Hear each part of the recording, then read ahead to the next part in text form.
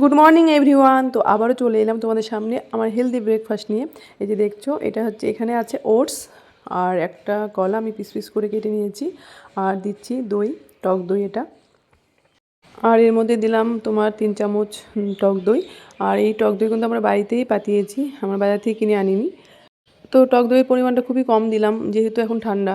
তো টক দই কিন্তু খাওয়া কিন্তু খুবই ভালো। তার মধ্যে দিলাম কিশমিশ। তো আমার হেলদি ব্রেকফাস্ট এখন রেডি, আমি এটাকে মিক্স করব। আর আমার কিন্তু ভালোই লাগে তোমাদের সাথে সব কিছু শেয়ার করতে, যেহেতু তোমরা এত সুন্দর সুন্দর কমেন্ট করো আমাকে।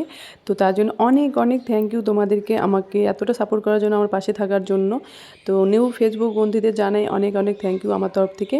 আর হ্যাপি মেরি ক্রিসমাস ডে সবাইকে। আজকের দিনটা তোমাদের সবার খুব খুব ভালো কাটুক, আর তোমাদের কাছে এটাই প্রার্থনা করব। আর তোমরা ব্রেকফাস্টে কী খেয়েছো সেটা কিন্তু অবশ্যই জানাবে, আর আমার ব্রেকফাস্ট কেমন লাগলো সেটাও বলবে। টাটা আজকের মতো।